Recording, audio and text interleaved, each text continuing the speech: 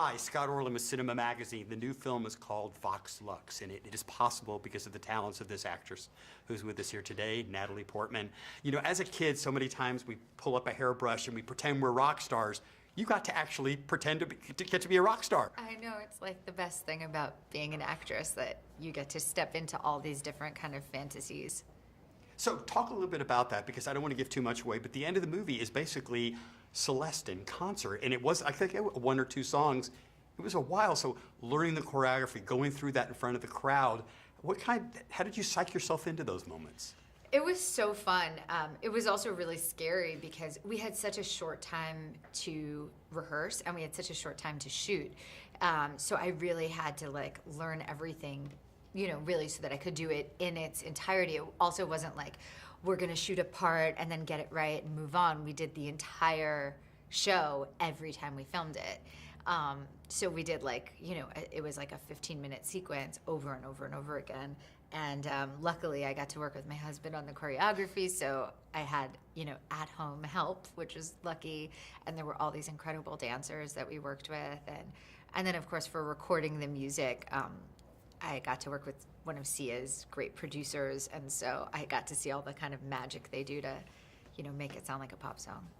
You still know some of the choreography, still some of it, sense memory? Probably. I probably could remember a little bit. I think what's fascinating about this movie, obviously, while that musical part is a lighter touch, so to speak, there's a really dark connotation about the after effects of, I don't want to say terrorism, but, you know, of a tragedy, and what happens to the victims. We tend to forget about them. And here we follow the plight of this young girl.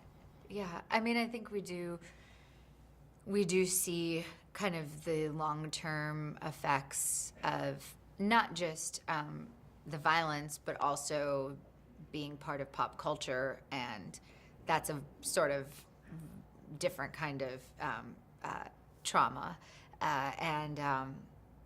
Yeah, I think it's a really accurate reflection of kind of the moment we live in, where it's all kind of mixed together. Like Brady, our director, keeps showing his phone in interviews and showing like the news, and at any time your top news on your phone is like, this celebrity has broken up, there was a shooting at a school, there's like a war going on in Yemen, like these other celebrities got in a fight or whatever, and you're like, it's all combined, and our culture has kind of put all of this on the same level in terms of what attention it gets. Please tell me this movie is not a how-to guide in how to raise a child. Nope. As a parent yourself. Nope. Hopefully there are going to be some different interactions. Oh yeah.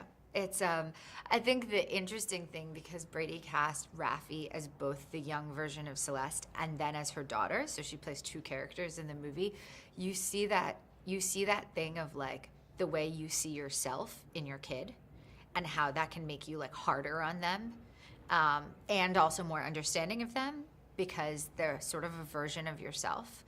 And I thought that was like a really intelligent choice, even though it's a really kind of bold choice that he made. Last quick question for you. The title of this movie is called Vox Lux, which is Celeste's latest album.